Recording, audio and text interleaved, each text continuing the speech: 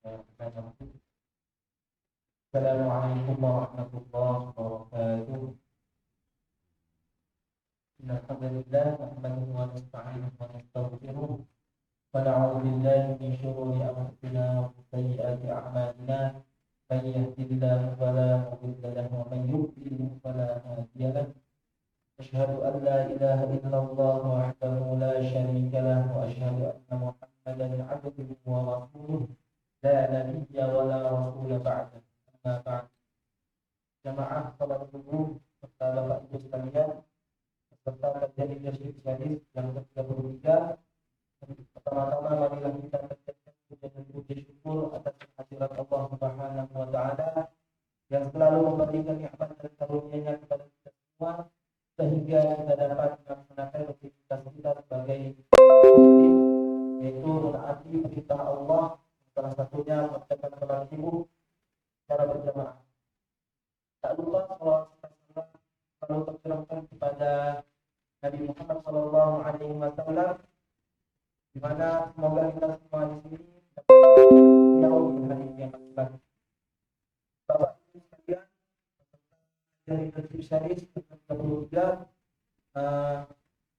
bahwasanya sudah informasi bahwa seharusnya atau yang mengisi narasumber pada kajian leadership series yang ke-33 ini yaitu Mbak Renti Suryani, namun Bu Renti Suryani, namun karena ada musibah maka digantikan oleh Mas Mubarok. Oleh karena itu sebelum kita masuk ke materi yang disampaikan oleh Mas Mubarok, marilah kita berdoa agar Bu Renti Suryani ini mendapatkan kesembuhan dan bisa beraktivitas lagi seperti biasa saja.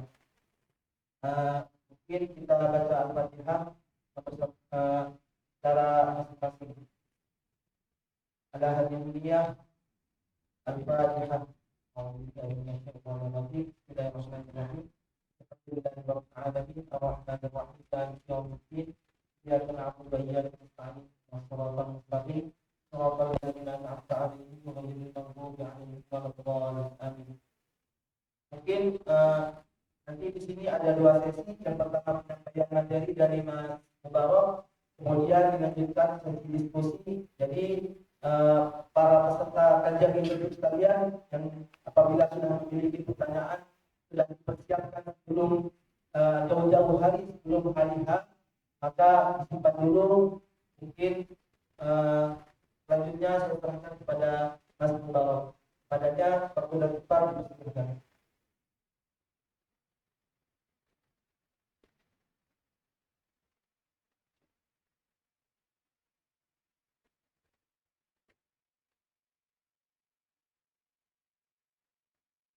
Dibaca.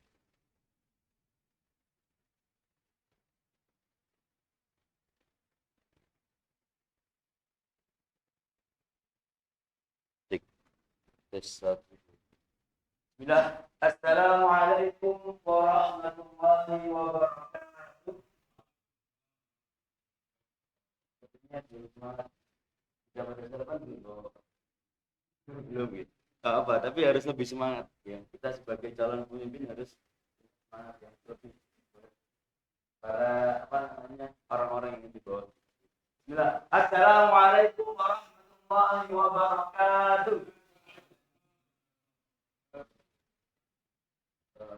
Alhamdulillahilladzi arsala rasulahu bil huda wa dinil haqq liyudhhirahu 'ala dini kullihi wa kafa billahi shahida. Hadirin yang dimuliakan oleh Allah Subhanahu wa taala, perkenalkan nama saya Mubarok. Pada kesempatan kali ini di Executive Leadership saya akan sharing kepada mas-mas yang dimuliakan oleh Allah Subhanahu wa taala akan salah satu jurus dari 15 jurus di dalam buku ini. Salah satunya pada kesempatan kali ini adalah manajemen konflik. Oke. Kita mulai dari pengertian terlebih dahulu. Pengertian. Jadi manajemen konflik pengertiannya adalah segala sesuatu berhubungan antar manusia yang saling berlawanan. Apapun itu gitu Bapak Ibu semuanya, baik dari sikap, terus kemudian persepsi, terus kemudian sesuatu yang disukai dan lain sebagainya. Pokoknya sesuatu yang berlawanan, yang bersinggungan. Pokoknya yang menimbulkan rasa ketegangan, ya, baik itu dalam organisasi ataupun dalam keluarga dan dalam masyarakat sosial. Terus kemudian latar belakangnya kenapa sih, ya, kenapa kok dibahas konflik? Karena begini, hadirin dimuliakan oleh Allah Subhanahu wa taala, manusia, ya, sunatullahnya diciptakan oleh Allah Subhanahu wa taala memiliki banyak kesamaan, ya. Sama-sama mempunyai dua tangan, sama-sama mempunyai dua kaki, terus kemudian punya mata, hidung dan lain sebagainya. Akan tetapi juga manusia diciptakan oleh Allah Subhanahu wa taala memiliki banyak perbedaan. Perbedaan warna kulit, terus kemudian kesukaan. Nah, kemudian di sini salah satu perbedaan yang paling menonjol itu adalah jadi manusia itu memiliki pendapat dan persepsi masing-masing. Persepsi masing-masing. Jadi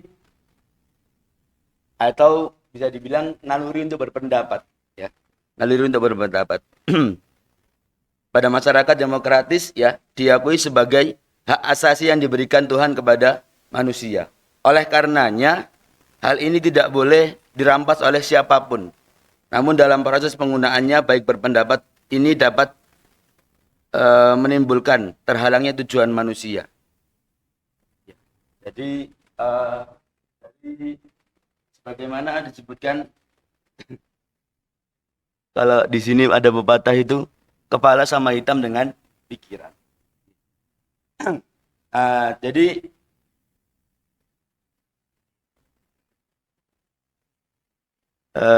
mungkin itu, ya. Dan konflik dapat timbul, ya, di mana saja, kapan saja, dan menimpa siapa saja. Tidak bisa dihindari.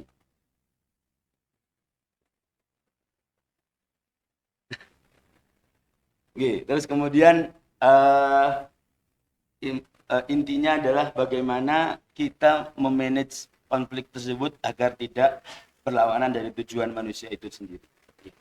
Terus kemudian kita lanjut ke pandangan orang-orang, ya, terhadap konflik itu sendiri. Yang pertama adalah pandangan tradisional, ya, yang memandang bahwasanya konflik itu adalah sesuatu yang negatif.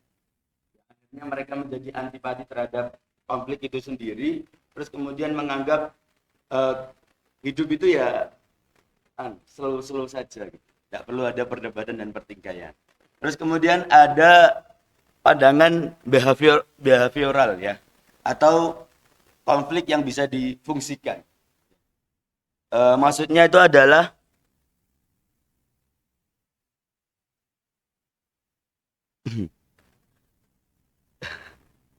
jadi pandangan yang behavioral itu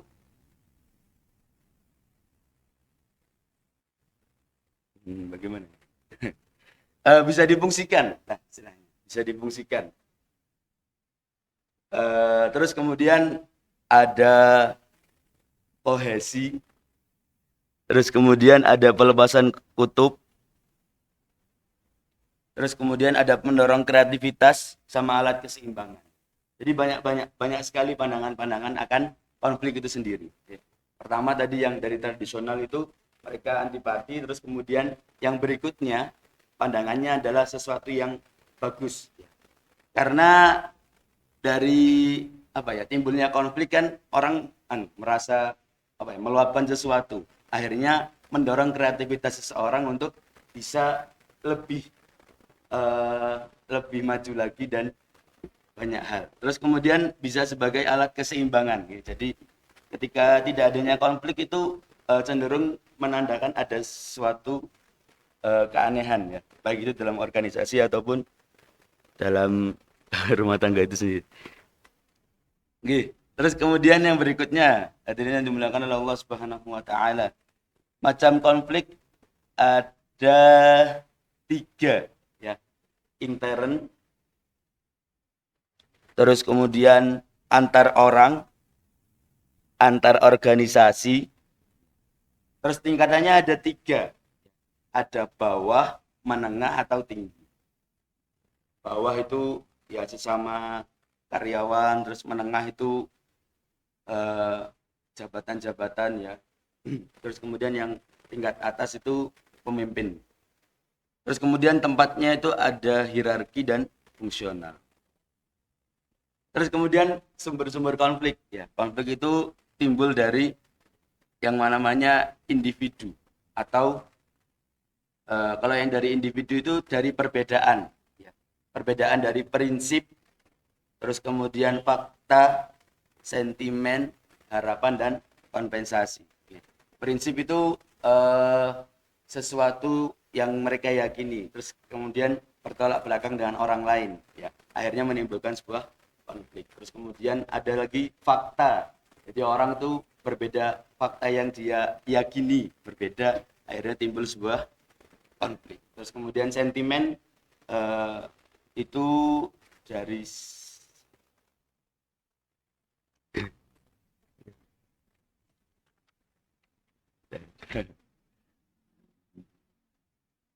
iya. Terus kemudian harapan ya, harapannya berbeda dari kenyataannya berbeda dengan harapan, kemudian akhirnya timbul sebuah.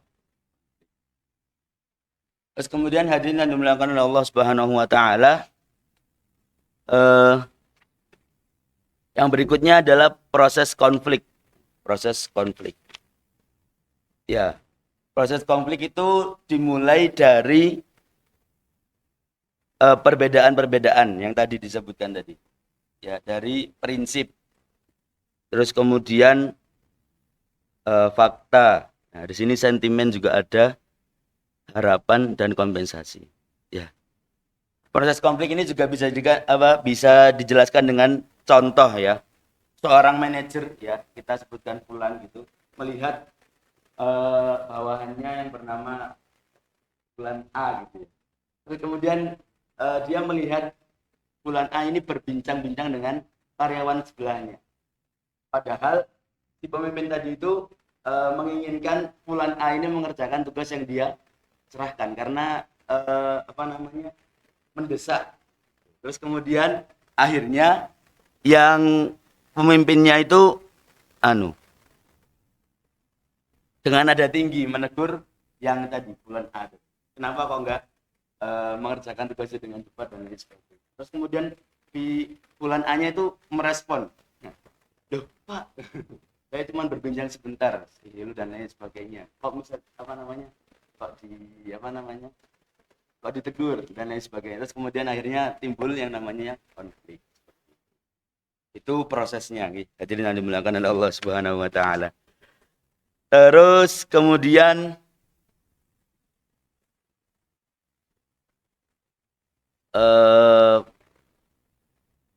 macam-macam konflik. Ya, di sini ada menurut pihak yang konflik ya, konflik intern antar individu sama organisasi.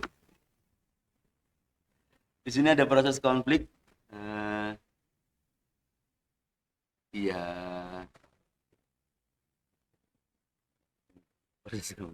Ya seperti tadi itu Pak ya. Contohnya. Di sini ada dari pakar Pondi 1967 mengembangkan model tentang proses konflik yang disebut sebagai konflik episode ya, episode konflik. Ada 5 tahapan hadirin yang dimuliakan oleh Allah Subhanahu wa taala. Ada yang pertama itu latent konflik ya. Munculnya faktor-faktor dalam situasi yang dapat menjadikan kekuatan potensial ya guna mendorong konflik. Terus kemudian tahap waktu perceived konflik ya. Dan lain-lain. Terus kemudian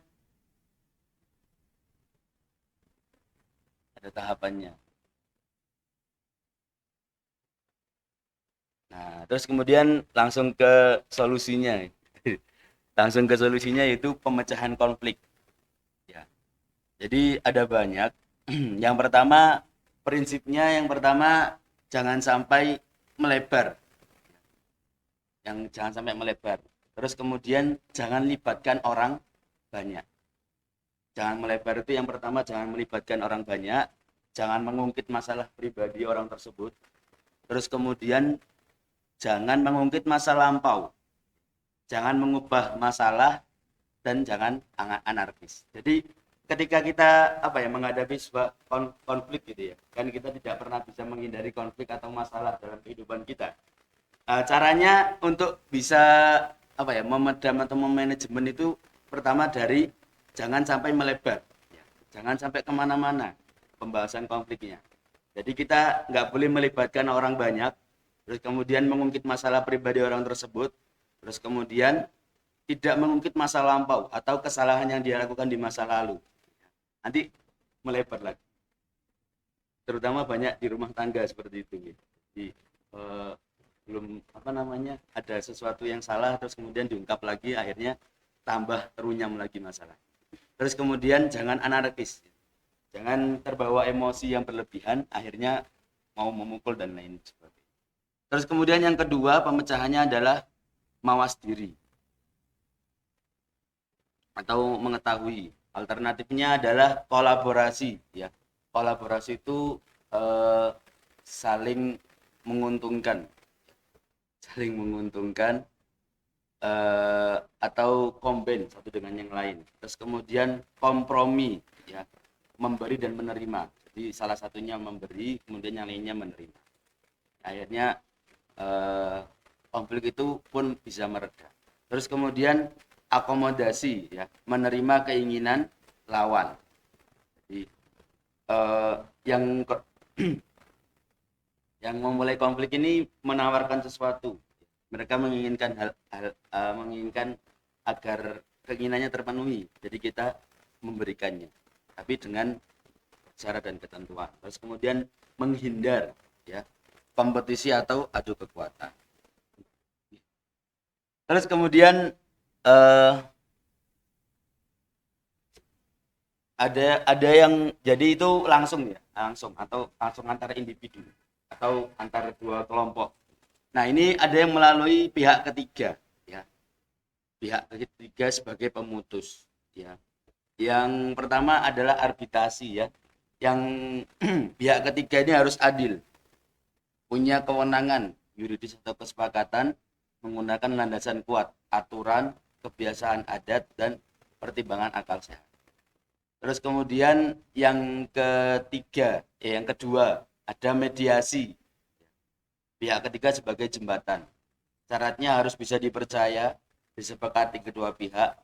Terus kemudian pihak ketiga mengundang kedua pihak. Pihak ketiga memimpin pertemuan. Pihak ketiga membuat agenda yang menyangkut materi pembicaraan. Terus kemudian yang ketiga adalah konsultasi antar pihak. Pihak ketiga aktif meratakan jalan. Ya, jadi gitu. Syaratnya yang pertama adalah dipercaya kedua pihak, masing-masing didatangi dan mendaftar keinginan dan pendapat tentang lawan masing-masing. Keinginan dan pendapat tersebut diperlukan, cari mana yang benar dan salah, dipadukan dan ditawarkan solusi. Mungkin itu ya Bapak dan Ibu semuanya. Terus yang terakhir di sini konflik yang ada dalam organisasi saja wajib diantisipasi, dihadapi dan dimanajemen secara tepat demi kepentingan organisasi dan individu yang ada di dalam organisasi yang bersangkutan. Hal itu perlu dilakukan demi pemanfaatan potensi besar yang terdapat dalam tubuh organisasi. Ya.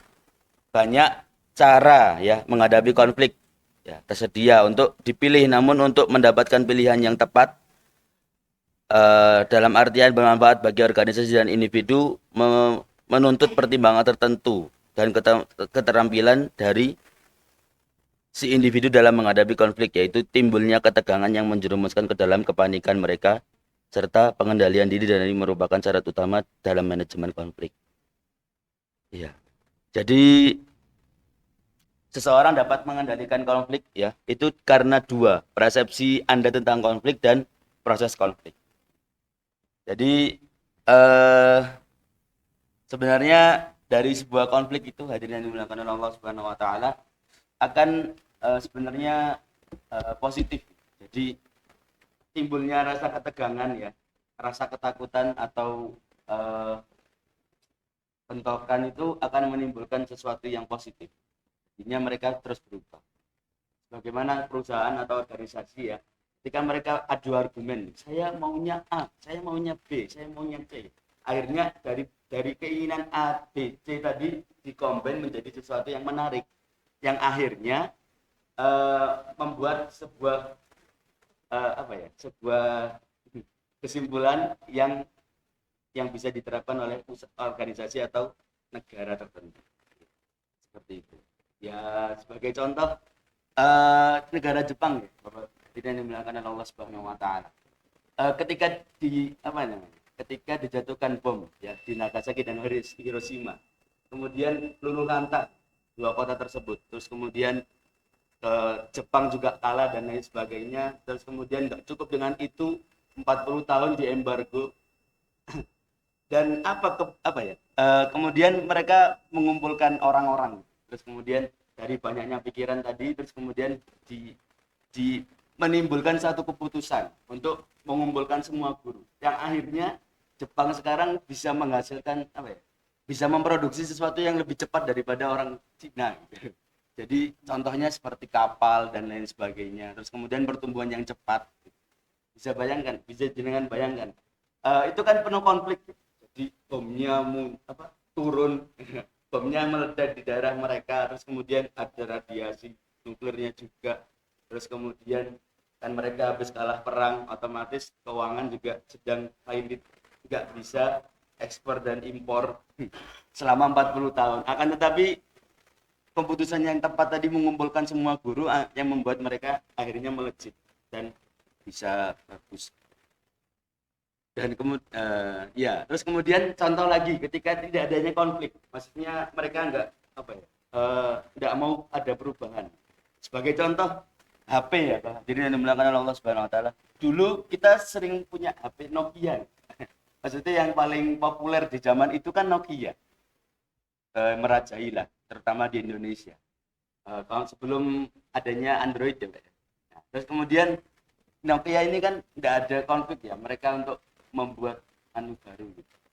Akhirnya mereka tetap konsisten dengan HP yang mereka buat, atau BlueBerry lah, ya BlueBerry. Nah, kan sekarang sudah nggak ada pamornya. Nah, mereka nggak ada konflik tadi itu, nggak ada dalam dalam kubu organisasi mereka. Mereka nyaman dengan eh, nomor satu industri paling besar saat itu. Akhirnya mereka nggak mau menerima tawaran Google untuk membuat aplikasi Android dan HP yang canggih seperti yang kita pegang sekarang. Akhirnya mereka kalah saing dengan Samsung dan iPhone dan lain sebagainya. Oke, mungkin itu hadirin yang dimuliakan Allah Subhanahu Wa Taala. Kalau misalnya kurang jelas, saya mohon maaf karena ini SKS, sistem kebut semalam. Oke, jadi kurang memadai dan kurang belum nancep makanya saya bawa bukunya, takutnya lupa tadi ya. Intinya dua, hadirin yang dimuliakan oleh Allah Subhanahu Wa Taala ya. Eh, Persepsi kita tentang konflik. Jadi jangan kita merasa antipati dengan konflik tersebut, terus kemudian proses konfliknya itu eh, kita racik gitu ya. Jadi bagaimana konflik ini itu mengarah ke sesuatu yang positif ya. Nah, tapi yang jadi masalah itu ketika konflik ini itu menjadi terlalu panas, yang akhirnya bisa menjadi kayak ibaratnya kompor dinyalakan terus itu kan akhirnya bisa meledak seperti itu. Itu contoh sederhananya seperti itu. Oke, mungkin itu yang bisa saya sampaikan. Kurang dan lebihnya saya mohon maaf. Assalamualaikum warahmatullahi wabarakatuh.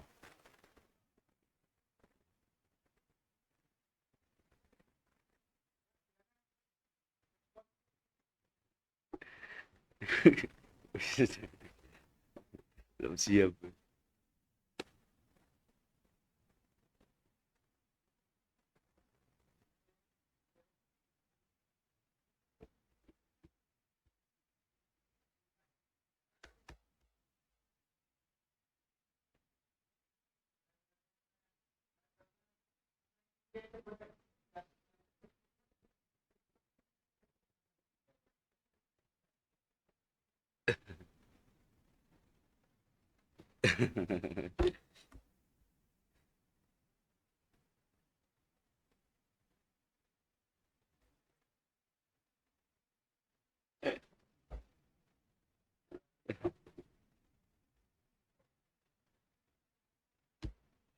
Cukup cukup.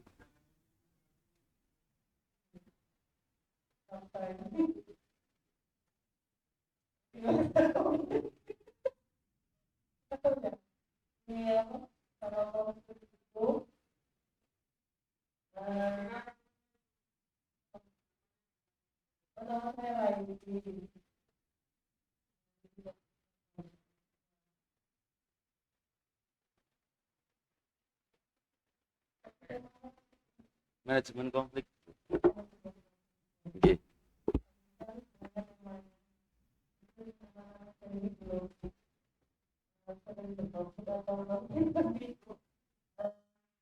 Ya kurang. Oke.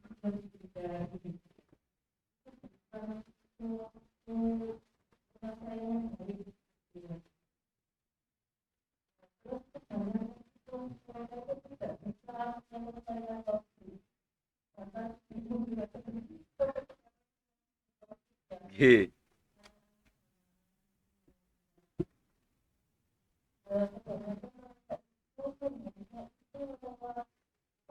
Itu sih. Oke.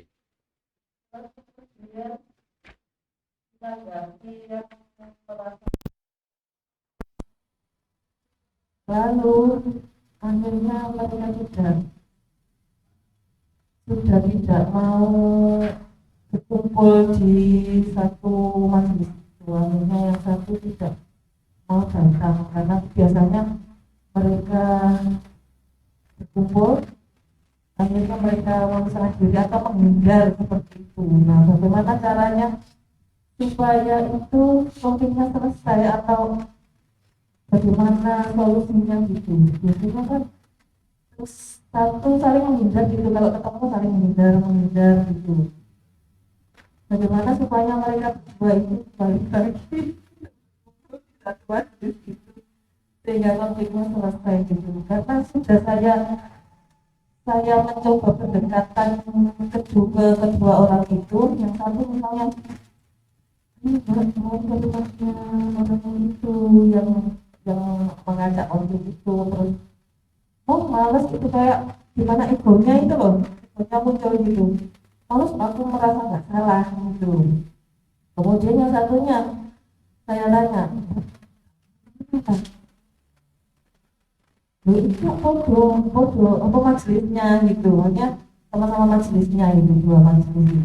Jadi dia menghindar, sekarang itu saya ketemu di majelis yang lain gitu, di majelis pengajian yang lain gitu. Akhirnya itu gimana solusinya supaya mereka berdua ini nggak saling ego gitu loh, mengedepankan ego, akhirnya bisa kumpul lagi di majelis yang ini tadi. Dan itu sekarang masih saya sudah mencoba memediasi keduanya, tapi masih tetap belum menemukan solusinya. Gimana? Mohon maaf.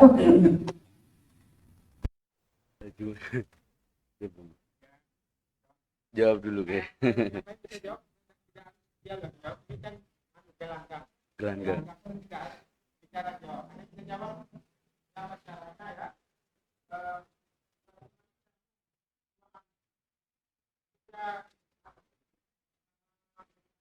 Sama-sama dan kok.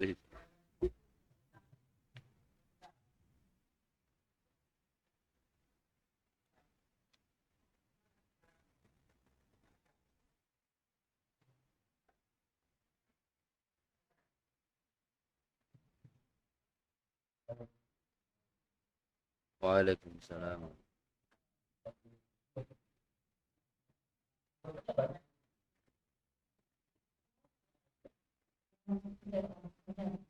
Tapi ya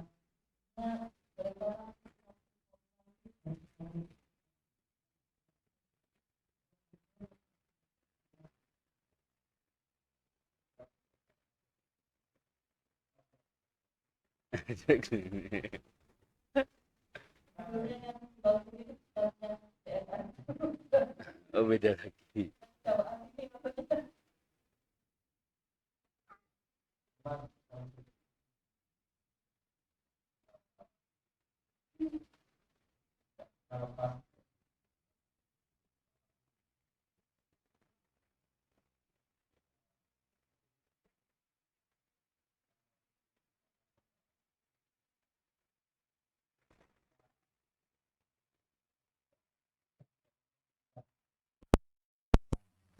supaya penghabisan.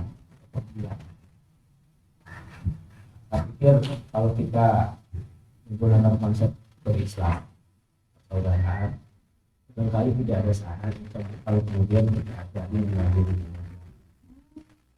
yang paling penting. Kedua, jangan lupa ngasih hadiah. Nah, dengan ngasih hadiah itu akan muncul rasa sayang, rasa kasih. Walaupun kan saya juga banyak. Tapi insya Allah dengan silaturahim dan mau untuk menyampaikan itu, ya mau untuk walaupun tidak sederhana itu, karena ego itu kadang memang dominan. Ego itu sangat dominan. Lebih merasa saya lebih baik, atau saya lebih benar, atau saya tidak ada masalah. Kenapa kok saya lebih benar? Dia kemudian tidak akan menemukan solusi yang lebih baik. Ini begitu. Kemudian kalau kemudian kita tarik dalam banyak solusi, sedikit nambah dari jurnalis. Ada banyak teori, kita sedikit nambah. Browsing jadi. Ada banyak teori, tetapi yang jelas terkait dengan manajemen konflik, bahwa konflik itu sangat terkait dengan proses identifikasi, kemudian meresolusi perbedaan dalam sebuah organisasi atau antar individu. Ya, artinya apa? Dengan konflik yang ada itu, kita sesungguhnya sudah berupaya untuk menemukan cara baru bersosialisasi. Dan kalau kemudian kita perhatikan, apakah itu bersifat organisatoris? Lembaga-lembaga yang maju itu karena berhasil keluar dari konflik. Lembaga-lembaga yang maju itu berhasil keluar dari konflik. Artinya pada sisi yang positif, tanda kemajuan sebuah lembaga itu kalau tidak terlalu berlebihan dimulai dari persoalan. Dan persoalan itu muncul karena memang munculnya banyak gagasan dan dibutuhkan untuk mempertemukan gagasan ini. Maka kalau kemudian gagasan ini mampu bertemu dengan baik, terintegrasi dengan baik, mampu melahirkan kompromi yang baik, maka titik kemajuan itu akan beda dengan sebuah lembaga yang senyap-senyap saja, pasti tidak akan mengundang kemajuan karena dia merasa aman dalam posisi itu. Karena merasa aman, maka progres atau kemajuan dari sebuah lembaga tidak bisa diharapkan, tidak dapat diharapkan. Makanya kalau kemudian ada masalah, ya sebenarnya itu titik terang untuk menuju satu kemajuan. Kalau kemudian tadi disinggung anak muda hari ini, ya memang begitulah kondisi anak muda hari ini. Makanya krisis kepemimpinan juga bisa kita rasakan. Karena walaupun tidak semuanya, kecenderungan anak muda cenderung menghindari konflik, cenderung menghindari masalah. Saya dulu aktif di organisasi, mungkin yang jelas Pak Jurnalis ini senior saya di HMI. Banyak masalah di organisasi, banyak persoalan perbedaan pendapat, persoalan malasnya mahasiswa, persoalan tidak ngumpulnya di rapat, persoalan tidak hadir di rapat, itu persoalan-persoalan. Dia kemudian memicu teman-teman untuk berpikir keras, bagaimana cara mereka aktif, sehingga banyak cara mereka lakukan datangi rombongan, diskusi. Jadi kan paling tidak kita mengenal tentang analisis SWOT itu. Jadi begitu yang sangat populer. Maka dengan mengenal analisis SWOT itu, secara teori iya, tapi juga dibutuhkan keberanian. Sedikit itu sekedar tambahan saja. Kalau ngalor itu tidak apa-apa lah. Kita luruskan lagi. Assalamualaikum warahmatullahi wabarakatuh.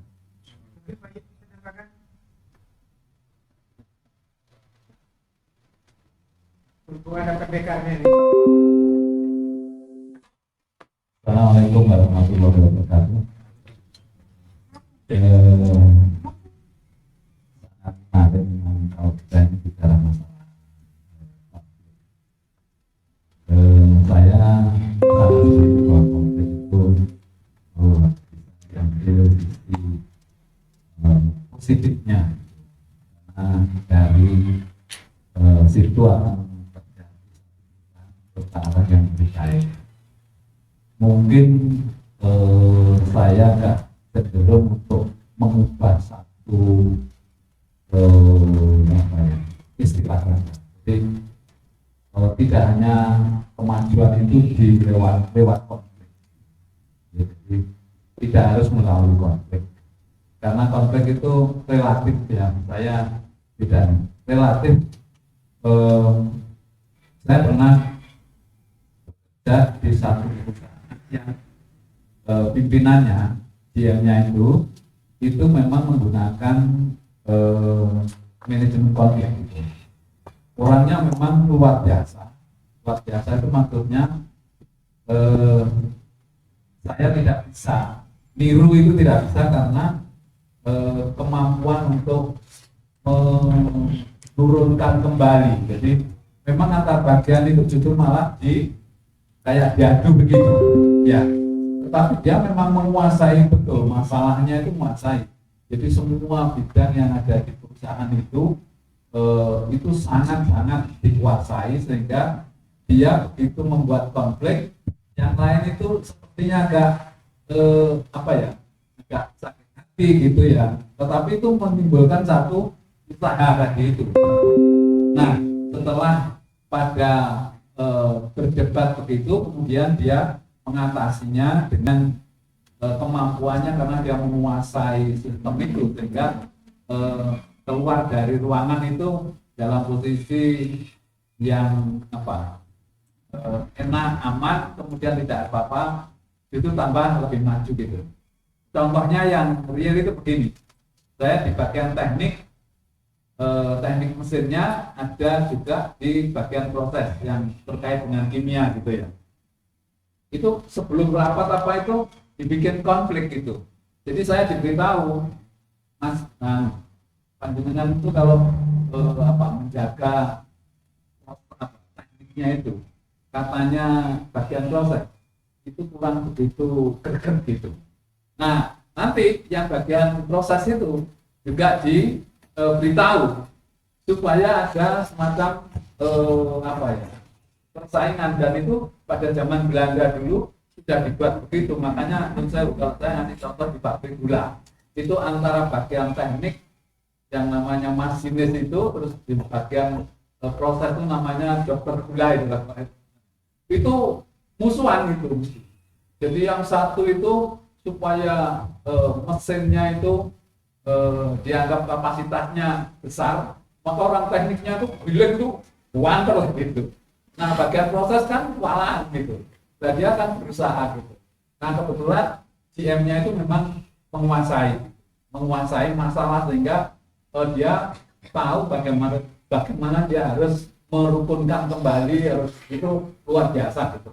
Sehingga waktu itu saya mikir, wah, luar biasa ini. Nah, saya pada waktu jadi pimpinan juga gitu, agak susah saya melakukan seperti itu, karena justru malah saya rubah cara berpikirnya.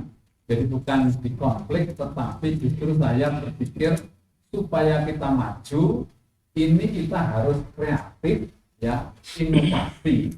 Itu jadi bagaimana kita berlomba-lomba untuk melakukan kreativitas dan inovasi. Kemudian yang kedua, kita harus ditanamkan bahwa kita harus berubah gitu. Nah waktu itu ada namanya manajemen itu quality control circle gitu ya, QCC atau GKM gitu itu ada di perusahaan. Nah itulah melewati itu di apa munculkan satu ide dari, jadi memang ide itu bukan dimunculkan dari karena konflik ya, tetapi karena memang dia sadar kalau ini tidak seperti itu nanti akan jatuh ya. Seperti contohnya tadi seperti Nokia itu kan karena tidak ada kreativitas inovasi, tidak mau berubah gitu ya, dinyaman.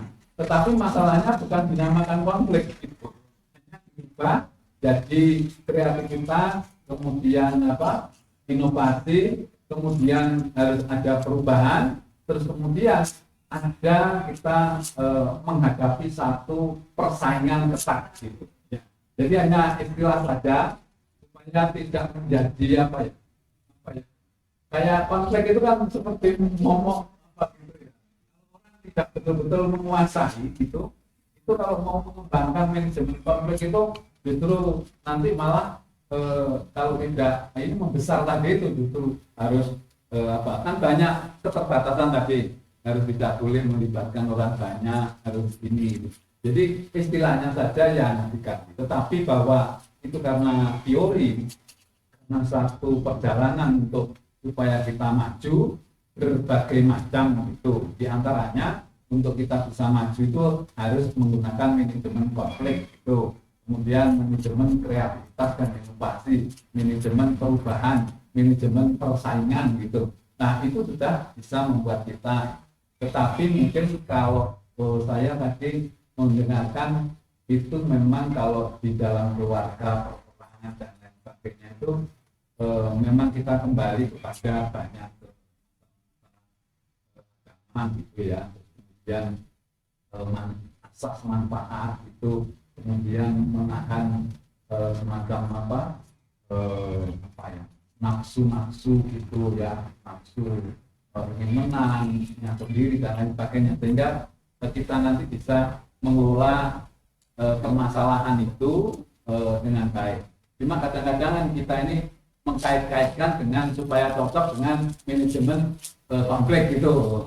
Seperti panjenengan tadi kan mencontohkan kan Nokia itu karena tidak ada konflik terus nggak maju kan gitu. Padahal itu juga bisa dikatakan bahwa di Nokia itu pada waktu itu dia merasa aman, jadi tidak bisa melihat jauh ke depan. Kemudian dia tidak mau berubah, dia tidak mau persaingan kan gitu, dan tidak ada kreativitas dan inovasi.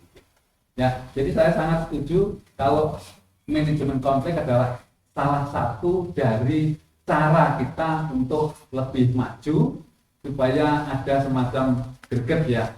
Ya sama dengan kalau kita marah itu kan orang semuanya kan bilang itu jelek gitu ya. Orang marah itu jelek, padahal kalau marah pada kondisi katakanlah 10% itu justru malah membuat kita termotivasi gitu.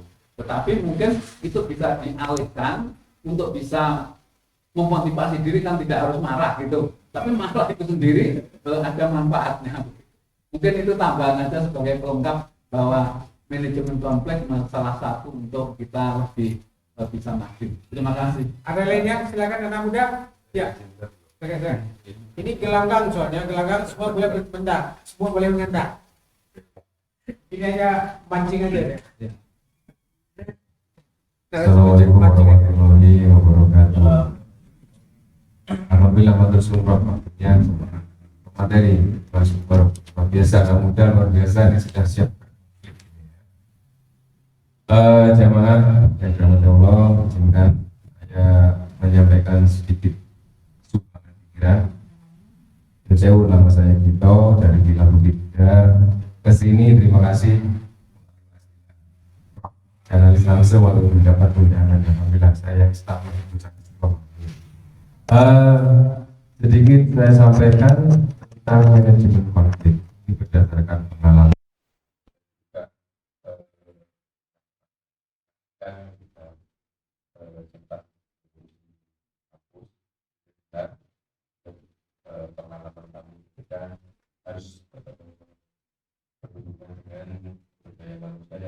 kesimpulan konflik berikut.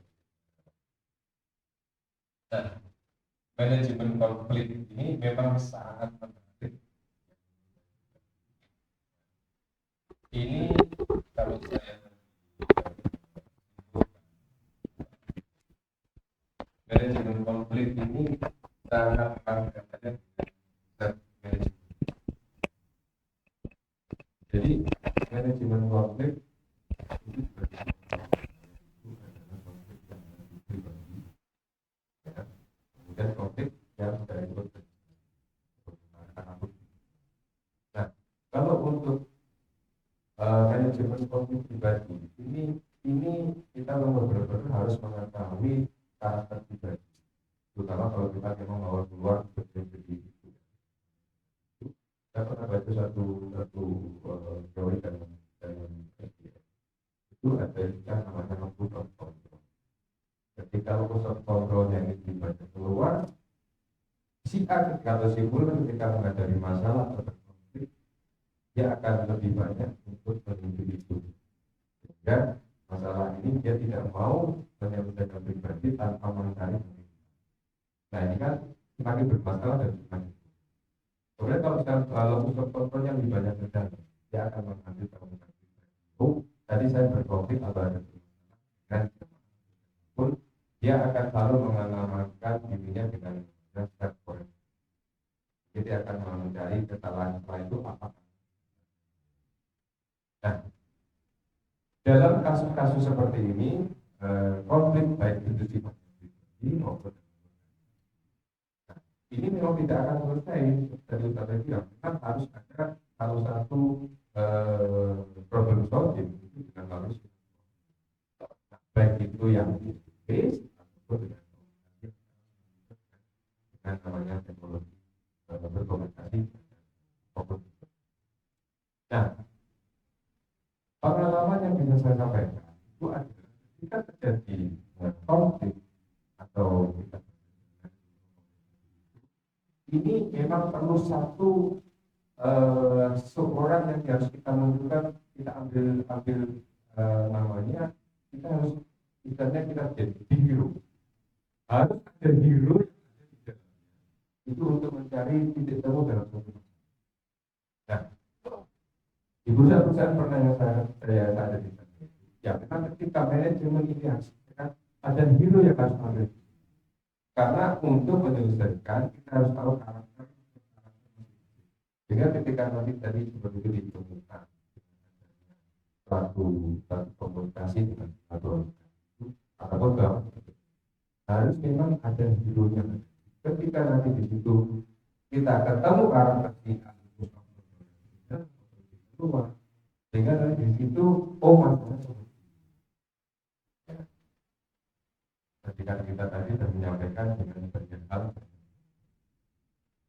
muncullah ide-ide yang nanti bisa kita satukan, kita bukan ketika nanti adanya satu hero yang bisa menganalisis masalah. Jadi saya kira masalah-masalah ini tidak akan pernah terselesaikan ketika tidak ada komunikasi. Tapi lagi saya menunjukkan ada hero dalam satu manajemen. Demikian yang bisa saya sampaikan. Terima kasih.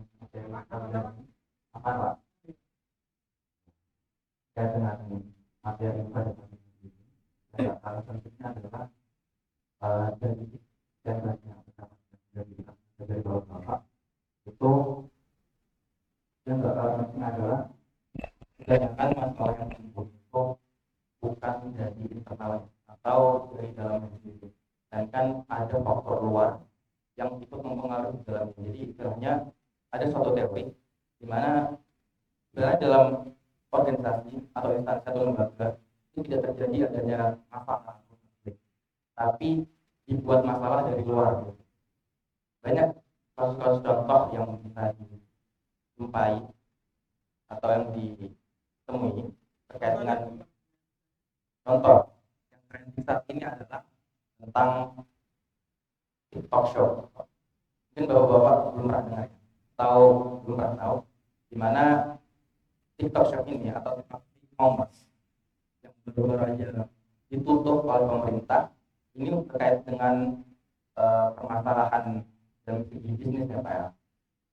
Itu kan buatan dari Cina Pak. Dan ada banyak teori atau banyak pandangan pro dan kontra terkait penutupan TikTok Shop ini. Salah satunya mungkin yang pro pemerintah atau yang kontra, di mana orang-orang yang punya UMKM lebih yang mereka udah bisa berjualan itu harus berhenti bisnisnya karena TikTok ini ditutup. Di satu sisi memang bagus buat dia atau buat yang UMKM itu karena bisa membuat lapangan kerja baru atau yang punya penghasilan baru, tapi di sisi lain itu mematikan UMKM yang lain punya TikTok Shop tersendiri. Itu salah satu contohnya. Dimana ini yang produknya luar dan beberapa negara itu sebenarnya udah nutup jauh-jauh hari seperti Amerika, India, dan mereka tahu bahwa yang hal semacam ini adalah bentuk konflik luar yang menciptakan untuk merusak dan sistem keuangan. Kalau bahasa Islamnya kayak namimah lah, adu domba. Sebenarnya itu tidak ada konflik, tidak ada konflik. Banyak kejadian tentunya konflik sosial.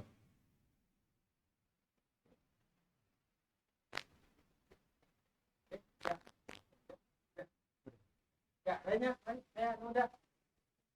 Tanya boleh, sampai kecil boleh.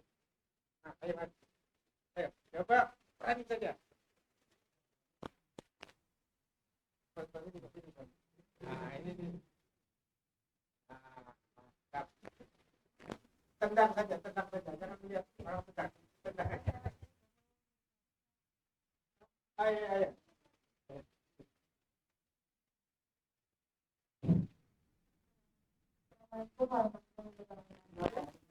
Jadi, perkenalkan semuanya, nama saya Rita. Secara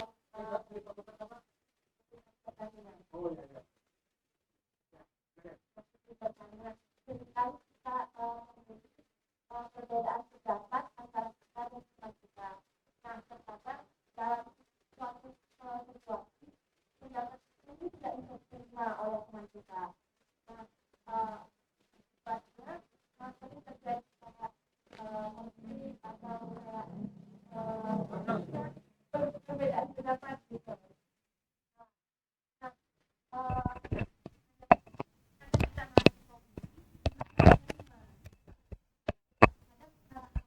Di dalam hati kita lebih baik harus sabar gitu.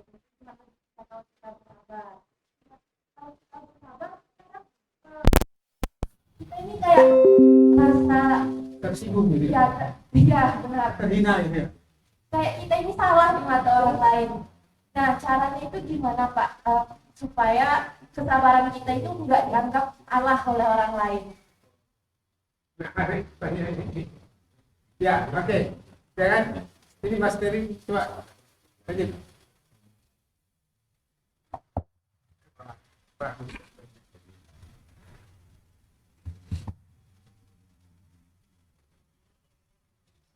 Terima kasih. Perkenalan terlebih dahulu, saya Rizko Mukadam dari IMN Kardiovaskular Ikes Universitas Muhammadiyah Malang. Kalau menurut saya sendiri, pertama menanggapi terkait manajemen konflik ini tidak jauh berbeda juga dengan sebelumnya, bahwa untuk manajemen konflik ini memang sangat penting untuk kita terapkan, karena dengan ini juga ini dapat membuat dan mengelola konflik-konflik dari yang kita punya itu menjadi tertata, sehingga itu dapat membuat kehidupan kita menjadi lebih baik. Kemudian terkait pertanyaan juga. Kalau menurut saya sendiri itu dari pertanyaan pertama tadi, adanya kedua belah pihak yang sedang berkonflik, menurut saya ini juga dapat dilakukan pendekatan di antara keduanya, namun tidak langsung kepada poin yang dikonflikkan antara kedua belah pihak. Jadi adanya pendekatan yang disukai kedua belah pihak, lalu dipertemukan di dalamnya dan dibuat komunikasi antar keduanya sehingga adanya bangun komunikasi kembali dari kedua belah pihak tersebut.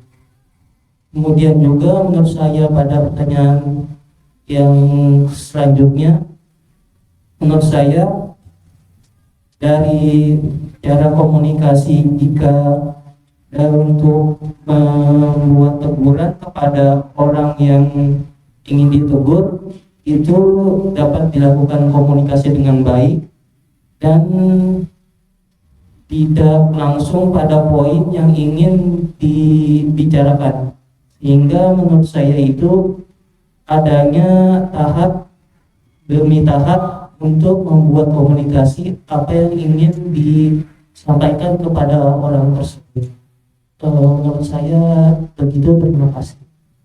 Ya, masih apa pertama? Beritahu? Ya, baik. Karena waktunya sudah tinggal 10 menit, saya akan tambahkan sedikit untuk bentuknya. Bagus sekali, sudah banyak di antara adik-adik yang berani ngomong. Dan ada senior kita yang bisa menambahkan. Jadi konflik itu bagaikan setan. Tidak pernah diundang, kalau datang sulit mengusir.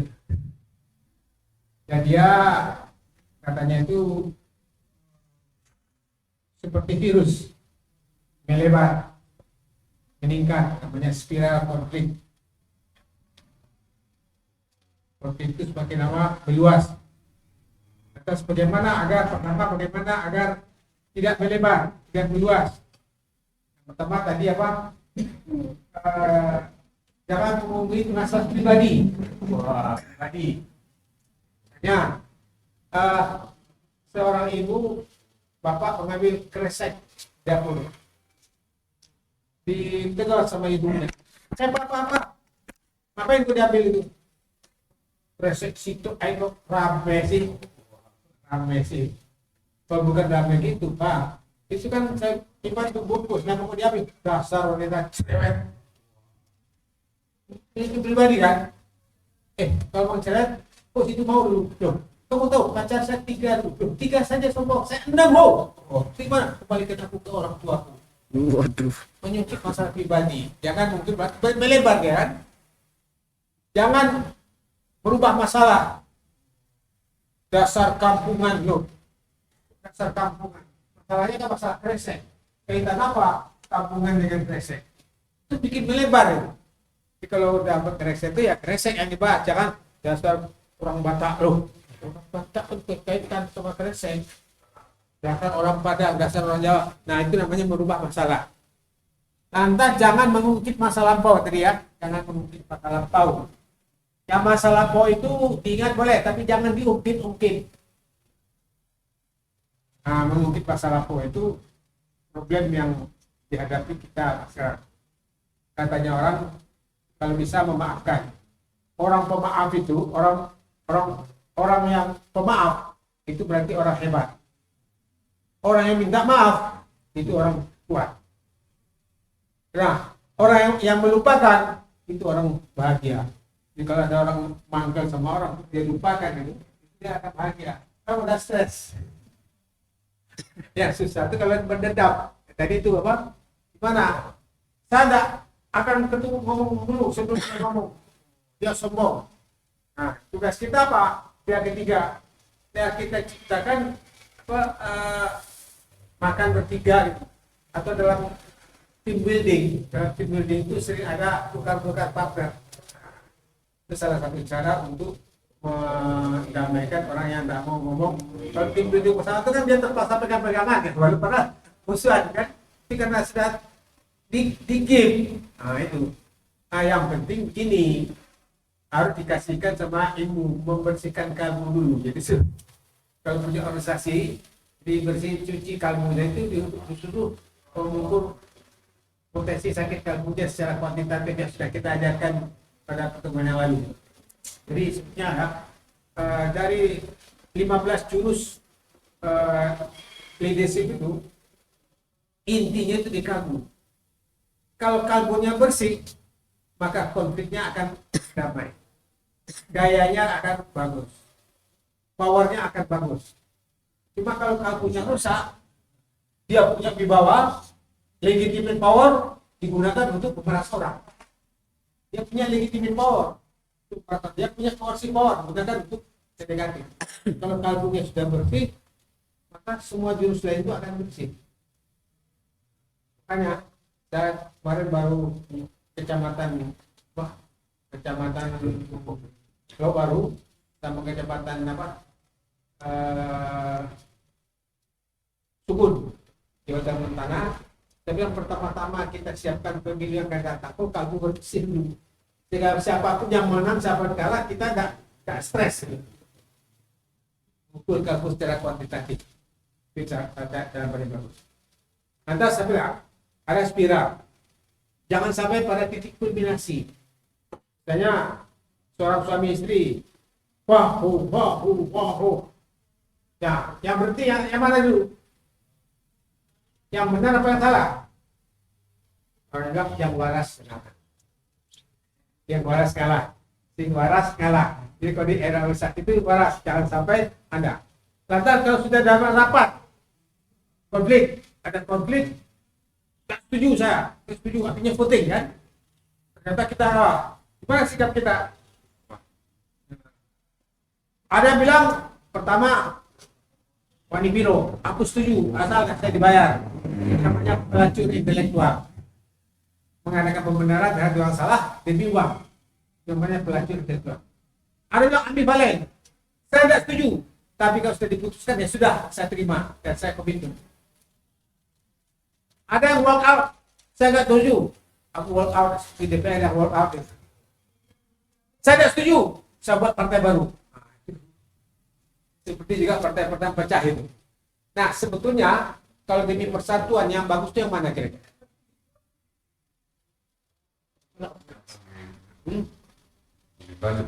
Yang ambivalen. Saya tidak setuju, tapi kalau di voting saya terima dengan ikhlas. Karena kalau kita bersih, kalau kita bersama dia tidak prinsip. Kalau prinsip ya, ayo bersama-sama merampok, yuk itu prinsip. Nah, kita putuskan kita merampok. Ada organisasi memutuskan voting, merampok nggak merampok, yaitu awal aja nggak tentang aja. Selama tidak prinsip, dia tidaklah. Nabi Muhammad demi persatuan di ambivalen. Kenapa? Ada suatu peristiwa terjadi voting antara sahabat. Nabi bilang A, sama ada dua orang yang menyokong. Sebagian besar menolak. Tapi Nabi karena tidak ada wahyu dari Tuhan, dia ngalah. Ya sudah. Ternyata apa? Ternyata Nabi yang benar. Apa artinya? Walaupun Nabi yakin itu benar, tapi karena tidak perlu prinsip, dia ngalah. Kalau kita enggak, dikit, walk out, buat partai baru. Pak, adanya partai tandingan kan banyak sekali tandingan berak, pecah belah. Itu kita dapat tahu karena kita tahu ilmunya ya. Juga kalau Nabi demi persatuan, dia ngalah. Nabi ngalah sama anak buah. Bayangkan, kita masa tidak ngalah sama anak buah? Kecuali kalau masalahnya prinsip ya, malah belah pecah. Masalah prinsip itu kadang-kadang relatif. Kenapa? Ada 5 prinsip, fakta, sentimen, harapan atau kompensasi. Saya tidak setuju dia jadi kepala bagian. Kenapa? Dia otoriter di prinsip. Oh, bagi saya otoriter kenapa? Asal jujur, beda dalam prinsip. Ada sentimen. Saya tidak setuju dia jadi kepala. Kenapa? Dalam hati karena istri yang bekas pacar saya. Ada harapan. Saya setuju dia jadi kepala cabang. Kenapa? Dalam hati kan anaknya pacar anak saya. Sehingga kalau dia jadi pejabat, anak saya dapat kebahagiaan. Ada yang sama kompensasi. saya tidak setuju. Diajak, Mas saya nonton yuk, saya BDD. BDD itu apa itu? Bayar DWDW. Tidak punya uang. Tidak punya, Pak, maaf saya tidak suka nonton. Kenapa? Haram. Padahal minggu lalu baru nonton Blue Pill. Karena tidak punya duit. Nah, para ahli konflik mengatakan 85% konflik yang ada di rumah tangga, di dunia, di organisasi apapun, sentimen, harapan, dan kepentingan. Hanya 15% yang fakta. Cuma alat peraga ini prinsip dan fakta. Contoh, kenapa Irak diserbu sama Amerika? Karena Irak memiliki senjata nuklir. Ini prinsip bertentangan dengan piagam PBB. Diserbulah Irak. Setelah diserbu ternyata tidak ada nuklir. Kenapa? Karena Amerika kepingin minyaknya Irak dan sudah dapat sebesar. Oleh itu hati-hati kalau orang konflik, partai konflik nyopoi. Ojo melok. Kalau kita mendamaikan. Jadi kalau Anda di organisasi jangan terlibat dalam konflik. Apalagi dia ayo. Kenapa ada teori orang bodoh udah dibohongi berarti oleh orang pandai kecewa dan punya ambisi. Hati-hati di organisasi kalau ada orang kecewa, pandai kecewa dan ambisi. Itu pasti tukang hasut. Dan Anda jangan seperti itu kalau kecewa. Ya? Lantas kalau bodoh jangan mudah dihasut. Rumusnya sana. Caranya gimana? Kabur bersih. Kita pilih tadi apa? Ini apa tadi?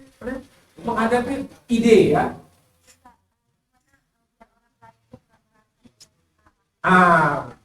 Kita harus tingkatkan power kita. Pertama, expert power kita. Di dalam forum, tunjukkan Anda punya ide. Saya ada contoh. Satu pernah menang juara waktu pendidikan di Lemhanas. Di kolonel-kolonel itu saya terunggulkan. Saya punya teori. Sebelum rapat, sebelum ceramah, kita sudah siapkan pertanyaan. Dan untuk punya pertanyaan, saya baca koran. Saya kasih literatur koran. Jika pada pertemuan saya lalu, semua orang kaget tuh. Kok ada seperti ngomong? Dan ngomongnya up to date, karena baca koran. Kata jenderal ini belum baca koran pagi itu, karena pagi belum datang korannya kan. Saya sudah baca koran duluan. Saya kutip pendapat seorang tokoh yang baru tadi pagi saya baca. Akhirnya apa? Makanya Pak Jalil juara. Jadi namanya kita tingkatkan export power kita. Literatur baca, banyak ngomong, banyak diskusi, banyak ngomong-ngomong datang sini ngomong. Ngomong bukan pertanyaan untuk menyampaikan ide. Itu namanya di sini ada gelanggang untuk menampilkan kebolehan Anda. Bagaimana kalau cepat ngomong banyak? Baik. Silakan. Apa lagi yang bertanya ini? Jadi Buya menghadapi teamwork ya Bu Dewi, atau kalau bisa jadi Mbak, apa pendapat Anda tentang Mbak itu? Oh dia tuh begini. Saya Mas, Bi, apa pendapat Anda ini? Oh dia tuh begini. Setelah itu dicatat dari 10 lebih banyak, yang 8 itu salah paham ternyata. Nah, tugas Anda menjelaskan tidak begitu dia. Kita tahu betul dia tidak begitu. Nah, misalnya dia berarti, oh iya masa buktinya ini. Artinya apa? Lama-lama opini akan semakin baik. Jadi intinya dalam konflik adalah bagaimana membangun opini orang itu. Opini yang bertentangan itu yang mendalam jadi rangka. Jadi caranya seperti itu. Kadang-kadang apa? Salah paham, salah persepsi, dan terutama persepsi. Kenapa salah persepsi? Karena literatur kurang, pengetahuan kurang. Apalagi negatif thinking. Nah, ada orang tipe orang negatif thinking. Pasti ini bukan di besar-besar, malah dikali-kalikan sama dia. Masalah kecil dilipat-lipatkan ke atas. Itu kecenderungan orang. Dan ingat, seperti orang tuh ada korelis, ada sanguin, ada lagi apa? Apalagi ingat? Melankolis, satu lagi pragmatis. Pragmatis ya. Nah, orang yang melankolis ini suka pendendam. Barangkali mungkin dua-duanya melankolis sebenarnya. Iya, dendam ya. Yang kecil-kecil digede-gedein gitu ya. Nah, rubah ada. Bagaimana latihan, bagaimana melankolis menjadi semen itu gembira. Ya. Bisa dilatih. Tapi kalau dikasih konsep sama dia dulu, kasihkan ilmunya sama dia. Karena itu alat perencana, alat peramah, dan alat Ya, saya kira cukup, sudah pas jam 6. Alhamdulillah, saya senang sekali sudah banyak pendengar muda Kapil. Wah, kita harapkan gelanggang ini akan semakin hangat. Ya, penceramah itu hanya memancing saja. Kita harus berani sebenarnya, harus berani. Jadi jangan lihat penceramahnya, lihatlah kesempatan kita untuk menendang, latihan menendang. Minimal mendengar orang menendang, bagaimana pandangan orang ini perlu kita sempurnakan apa tidak. Saya kira cukup. Paham yang saya maksud, Pak? Jelas ya? Jadi dalam sini hanya untuk latihan bagaimana kita bisa ngomong, bisa dengar. Kenapa? Ada teori, apabila berkumpulan orang pandai, diberi informasi yang banyak, diciptakan suasana yang demokratis, kita ngomong akan timbul pendapat yang baik. Dari sini akan timbul inspirasi bagi kita. Karena mendengar itu ada 6 tingkat, ngerti, memahami, bisa kasih contoh, bisa sistematisir, dia bisa kreativitas. Dengan diskusi timbul kreativitas. Saya harapkan dia kepala kadang ini baru dari diskusi kita bagi. Ya, cukup sekian, terima kasih. Assalamualaikum warahmatullahi wabarakatuh. Apa dulu? Ini mendadak.